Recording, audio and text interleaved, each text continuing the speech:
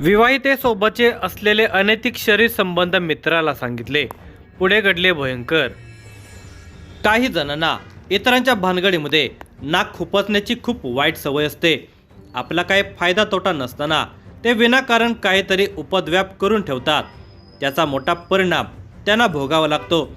अशीच एक घटना नाशिकमध्ये घडली. एका तरुणाचे एका विवाहितेशी अनैतिक संबंध सुरू होते. ही गोष्ट त्याच्या मित्रानेच तिच्या पतीला सांगितली. साहजिकच त्या संबंधामध्ये अडथळा आला. याचा जाब मित्राने विचारला म्हणून त्याने मित्राचा खून केला. काही संबंध नसताना त्याने प्रेम प्रकरणामध्ये नाक खुपसले. तिच्या संसारामध्ये वित्तिष्ट आणले. मित्राचा खून करून आता तुरुंगात जाऊन पडला. या अविचाराने घडलेल्या घटनेचा हा सविस्तरपणे वृत्तांत आहे. पण ही व्हिडिओ पुढे पाहण्या अगोदर जर तुम्ही या चॅनेलवर जर नवीन असाल तर प्लीज आपल्या ह्या मराठी चॅनेलला नक्की सबस्क्राईब करा. सुमित सुखारन राग पसरे हा अवधूत वाडे पंचवटी नाशिक येथे राहतो आणि रिक्षा चालवून उदरनिर्वाह करतो. ओंकार अर्जुन गायकवाड हा तरुणही रिक्षा चालक आहे. दोघेही रिक्षा चालक असल्याने एकमेकांशी ओळख झाल्याने ते मित्रही बनले होते. रिक्षा स्टॉपवर थांबवले की दोघांच्या गप्पा टप्पा होत असत. यामध्ये अनेक विषय चर्चिले जात.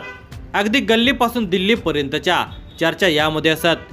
अलीकडे तरुणांचे घोळके जमले की सकारात्मक चर्चा करणारे कमी कामुक बोलणारेच जास्त असतात. त्यातही फुशारका मारणारे खूप असतात. माझे हिच्याशी संबंध आहेत, तिच्याशी आहेत असे बोलणारेही खूप असतात. सुमितनेही भागातील एका विवाहितेचे नाव घेऊन माझे तिचे प्रेम प्रकरण आहे असे सांगितले होते. हे आता ओंकार यालाही माहिती होते. खरे तर सुमित जे बोलत होता तो त्याचा खाजगी विषय होता. त्यात ओंकारचा काही सहभाग नव्हता.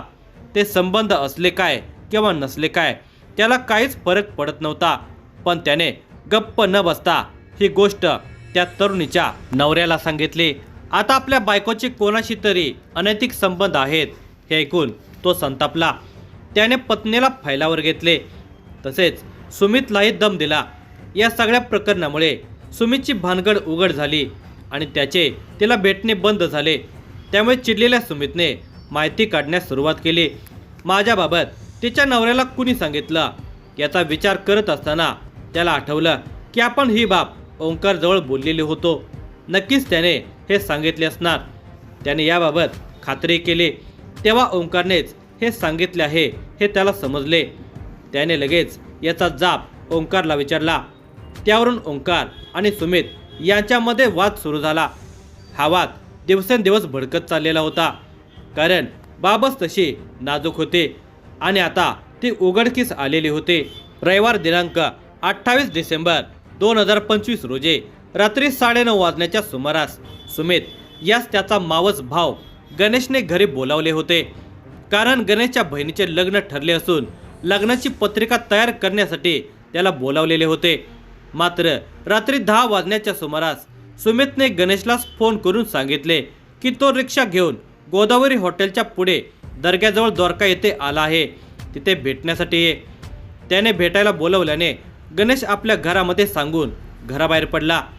त्यावेळी त्याच्या समोरून त्याच्या ओळखीचा तरुण मोईन कायम सय्यद आणि ओंकार गायकवाड हे दोघेजण जाताना दिसले.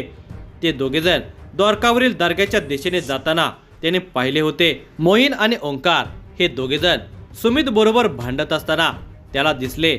धावतच गणेश सुमितच्या रिक्षाजवळ पोहोचला. त्याचवेळी मोईन सय्यद याने सुमितच्या रिक्षाची चावी काढून हातात घेतली तर ओंकारने त्याच्या कमरेला लावलेले धारदार शस्त्र काढून सुमितला भोकसले. तुला आता सोडणार नाही, तुला मी मारूनच टाकतो असे म्हणत तो सुमितवर तुटून पडला. सुमित पहिल्या घावातच किंचत खाली वाकला. तेव्हा ओंकारने पुन्हा जोरात त्याच्या पाठीवर धारदार शस्त्राने वार करून त्याला जखमी केले. गणेश हा त्याला सोडवायला गेला तेव्हा मोईन सय्यदने त्याला लाथाबुक्क्यांनी मारहाण करत शिवीगाळ केली. त्याच्या भांडणाचा आवाज ऐकून परिसरातील लोक आणि गणेशचे नातेवाईक त्यांच्या दिशेने पळत आले.